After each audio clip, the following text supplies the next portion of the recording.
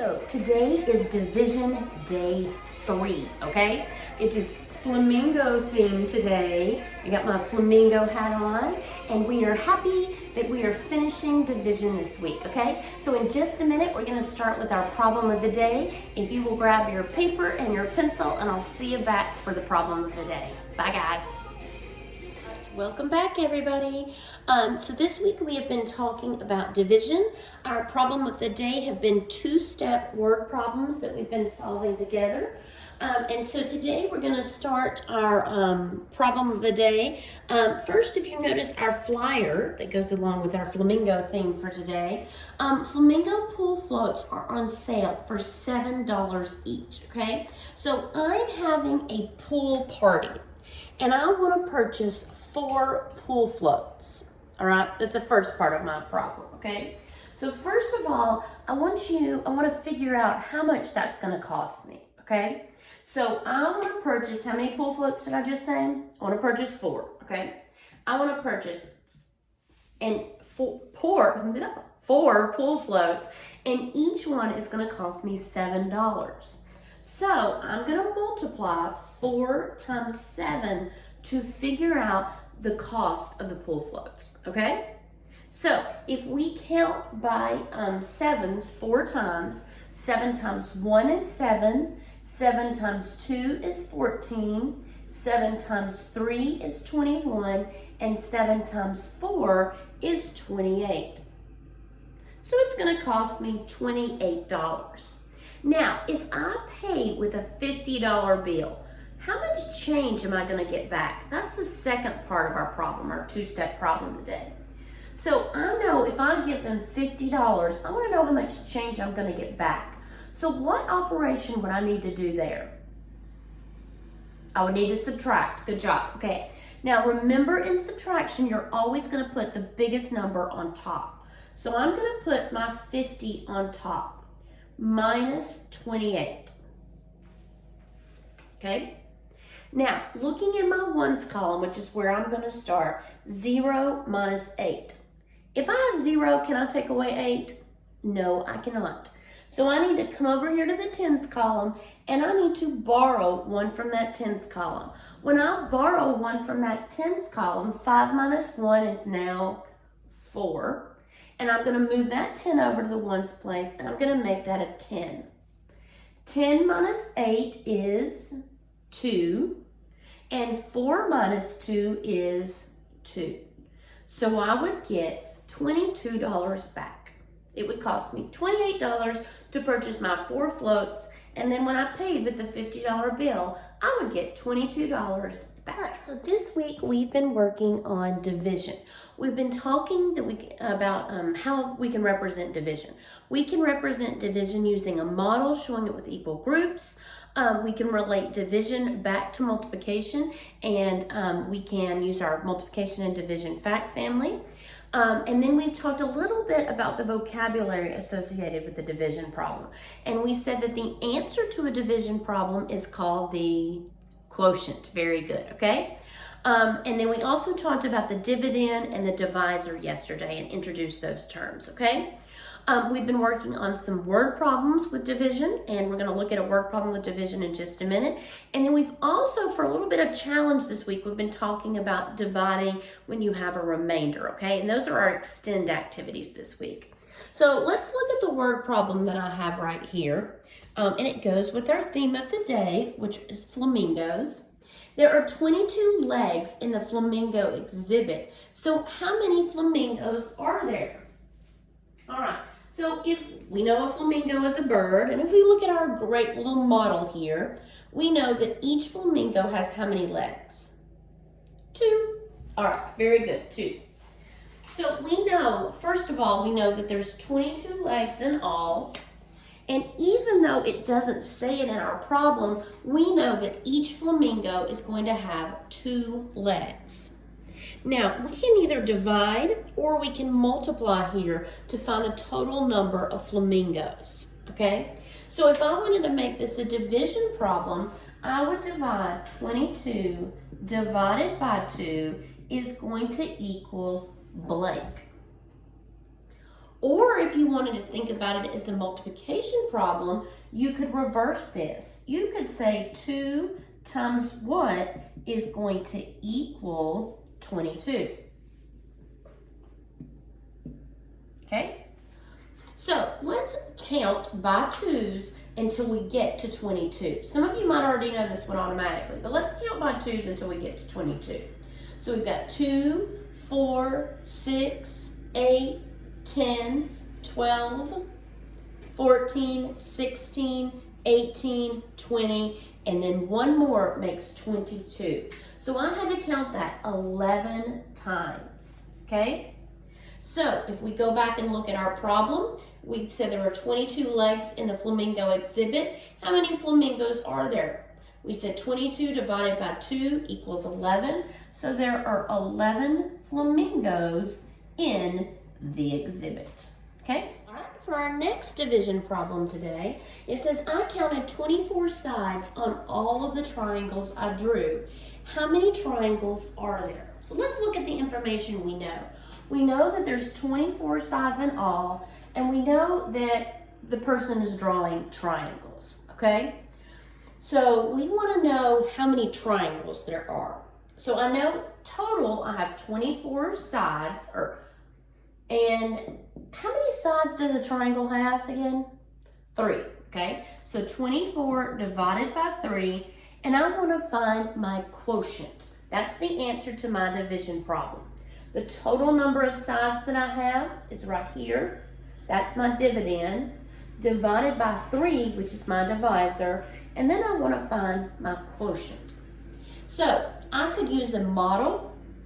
I could draw my 3 boxes, and I could put my 24 dots equally in there, or I could think about it as it related to multiplication.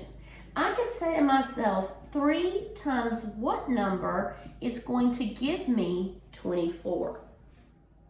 Now I want you to skip count on your own for just a minute, or I want you to draw a model. You choose either way that you want to do it, and let's see if you can get the answer here. All right, now what do you have? When you multiplied or when you drew your model, what did you get? I heard somebody say it, good job, 8, okay?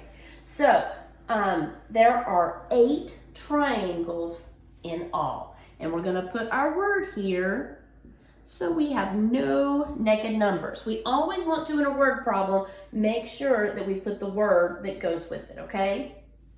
All right, so there were 8 triangles in all that I drew. All right, now we've spent several weeks on multiplication. We've spent all this week on division. So, and you spent that time in 3rd grade also working on those. Those are big concepts that you need to know before you go to 4th grade, okay? Now, we said earlier this week that a related set of multiplication and division problems is called a what? A fact family, right? Okay? So in a fact family, we have 2 multiplication and 2 division problems. Now, if I give you the digits 3, 18, and 6, can you give me the 2 multiplication facts that go with those? All right? So what could we put first there? Good. All right. So our first multiplication fact, we could say 6 times 3 equals 18. And then we could reverse those factors using what property of multiplication? The commutative property, and we could say 3 times 6 is 18. So those are my 2 multiplication facts. Now I need my 2 division facts, okay? So for my division facts, I want to start with the biggest number first, which is 18. Then I want to do 18 divided by 3 equals what? 6. Or 18 divided by 6 equals 3. So this is an example of a fact family. You've got a related set of multiplication and division problems. They're using the same 3 digits to form that fact family, okay? So this also can help you when you're working on division problems. Just thinking about those problems as they relate to multiplication facts. All right, so remember this week for our extend problems, we've been talking about how to divide when we have a remainder, okay? When we have something left over that doesn't quite go in equally. So our first problem is 49 divided by 4. So let's just look first at the tens place. And let's say, how many times will 4 go into 4 first?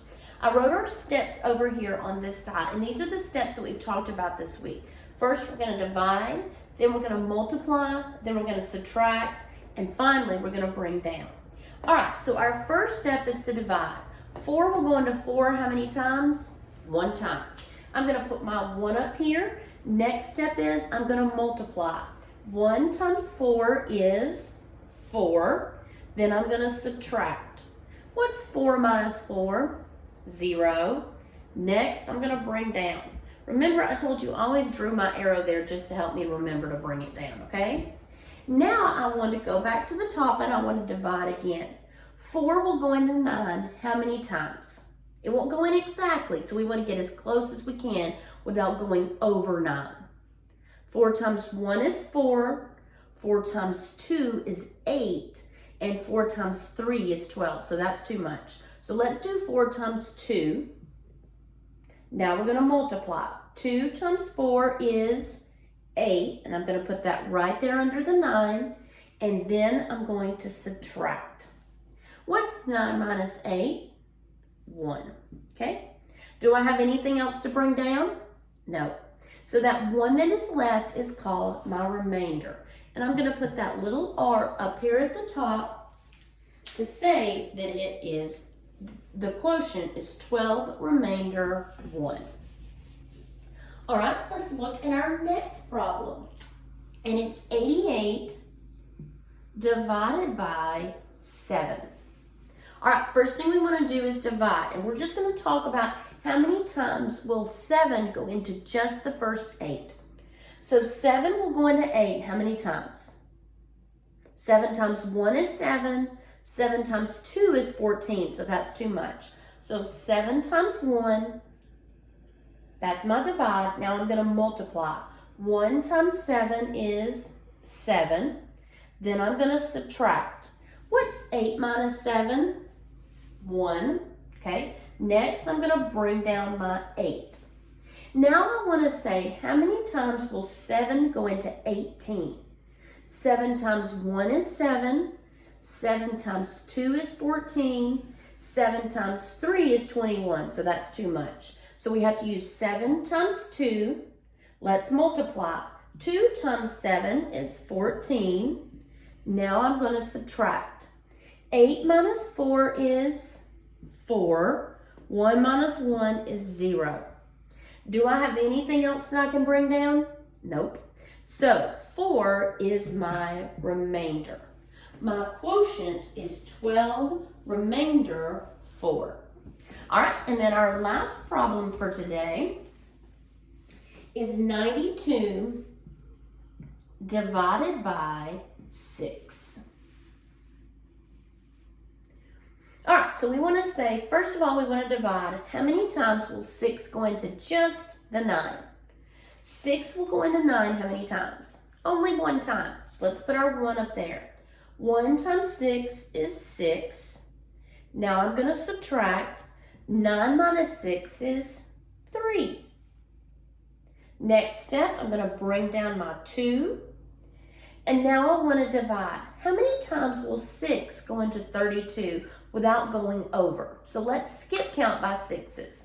I've got 6, 12, 18, 24, 30, and 36. So 6 times 6 is too much. That's 36. So we need to do 6 times 5, which is 30. Let's put that right there.